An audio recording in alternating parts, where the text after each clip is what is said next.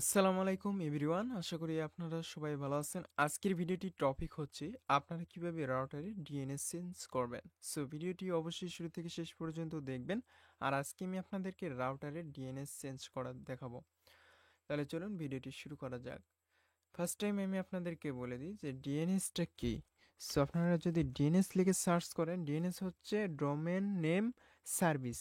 DNS লিখে search করার পর আপনি দেখতে পারবেন এটার পূর্ণরূপ হচ্ছে ডোমেন নেম সার্ভিস। আর ডোমেনটা কি? ডোমেন হচ্ছে যেমন আমরা youtube.com, facebook.com, এটাকে বলে ডোমেন। সো এখানে আপনারা দেখতে পারবেন যে ডিএনএসটা হচ্ছে এক একটা সার্ভারের এক একটা ডিএনএস হয়ে থাকে। যেমন আপনি একটি আইপিএস এর, সরি, আপনি যদি কোনো আইএসপির ইন্টারনেট ইউজ করেন, দেখা যাচ্ছে যে তাদের ডিএনএস অন্যরকম বা বাংলাদেশের ডিএনএস অন্যরকম। এক একটি সার্ভিসের ক্ষেত্রে এক একটি ডিএনএস ইউজ করে থাকে। সো ফার্স্ট টাইম আমি আপনাদেরকে ডিএনএস সম্পর্কে পরিচিত করে দিলাম। ডিএনএস সার্ভার লিস্ট আপনি কোথায় পাবেন?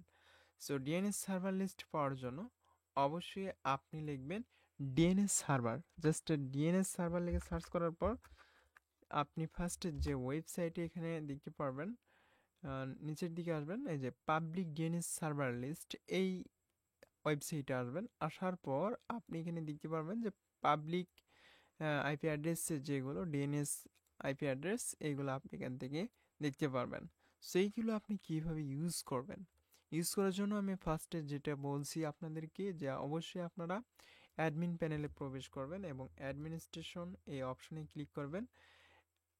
ক্লিক করার পর আপনি এখানে স্ক্রল করবেন। স্ক্রল করার পর আপনি এখানে দেখতে পারবেন যে ডিএনএস সার্ভার, অর্থাৎ এটা হচ্ছে ডিএনএস অ্যাড্রেস। ও আপনি যদি এখানে ডিএনএস সার্ভার যদি এখানে দেন, এখানে অনেকগুলো ডিএনএস সার্ভার পেয়ে যাবেন। আর এই ডিএনএস সার্ভারটা আমার কাছে কাজ করেছে গত 3 থেকে 4 দিন আগে, যখন আমার ওয়াইফাই ইন্টারনেট যখন আমি অন করেছিলাম, তখন আমার ইউটিউব মানে একেবারে চলে না, অর্থাৎ ভিপিএন কানেক্টেড করে আমার ইউটিউব চালানো লাগতো। কিন্তু যখন আমি এই ডিএনএস সার্ভারটা চেঞ্জ করেছি, তখন কিন্তু আমার নেট স্পিডটাও বেড়েছে, প্লাস আমার উইদাউট ভিপিএন ছাড়াই কিন্তু আমি তখন ইউটিউব ব্রাউজিংটা করতে পেরেছি। আপনি এগুলো একটু দেখবেন যখন কোনো লোকাল আইএসপি বা লোকাল কোনো আইএসপি থেকে ইন্টারনেট কানেকশন নেবেন, তখন দেখা যাচ্ছে ডিফল্ট কোনো ওয়েবসাইট অ্যাক্সেস পাওয়া যাচ্ছে না। সেক্ষেত্রে আপনি ডিএনএসটা চেঞ্জ করে একটু দেখতে পারেন বা ট্রাই করতে পারেন।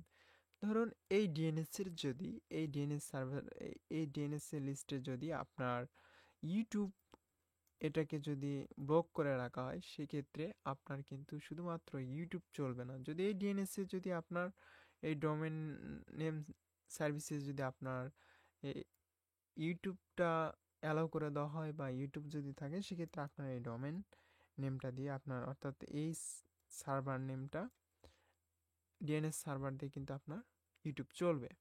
যাই হোক, আমি এখান থেকে ধরুন একটা ডিএনএস নিব।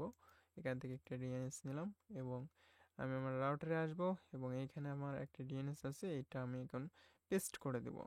দেওয়ার পর এখানে আপনি জাস্ট এইখান থেকে উপরে যাবেন, সরি নিচে যাবেন। নিচে যাওয়ার পর ওকে বাটনে ক্লিক দেবেন। ওকে বাটনে ক্লিক দেওয়ার পর আপনার কাজ শেষ, অর্থাৎ আপনার ডিএনএসটা অলরেডি এখানে অ্যাড হয়ে গেছে। অর্থাৎ এটা রাউটারের ডিএনএস সার্ভার কীভাবে চেঞ্জ করবেন এই প্রসেসটা আমি দেখিয়ে দিলাম। এখন আপনি যে কাজটি করবেন, এখান থেকে রাউটারটাকে রিবোট মারবেন। রিবোট আমি দিয়ে দিলাম। এরপরে আপনি এখানে দেখতে পারবেন এখানে ওয়ার্ল্ড ওয়াইড, অর্থাৎ সারা পৃথিবীর আপনি ডিএনএস সার্ভার লিস্ট এই ওয়েবসাইটে পেয়ে যাবেন। আপনি আবারও দেখে নিন যে publicdns.info এই সাইটে কিন্তু আপনি বাংলাদেশ থেকে শুরু করে অল কান্ট্রির এখানে ডিএনএস সার্ভার লিস্ট পেয়ে যাবেন। এখানে জাস্ট ক্লিক করলেই আপনি পাবলিক ডিএনএস সার্ভার লিস্ট পেয়ে যাবেন। যেহেতু আমার নেট কানেকশন অলরেডি এখানে ডিঅ্যাক্টিভেট হয়েছে, এজন্য শো করতেছে না।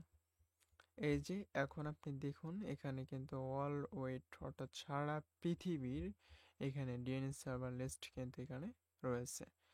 আশা করি আপনারা বুঝতে পেরেছেন যে কিভাবে আপনার রাউটারে ডিএনএস সার্ভার অ্যাড করবেন। সো ভিডিওটি যদি ভালো লাগে তাহলে অবশ্যই ভিডিওতে একটি লাইক করবেন এবং চ্যানেলটি সাবস্ক্রাইব করে রাখবেন। নেক্সট ভিডিওটি আপনাদের কাছে ভালো কিছু ভিডিও দেওয়ার চেষ্টা করব।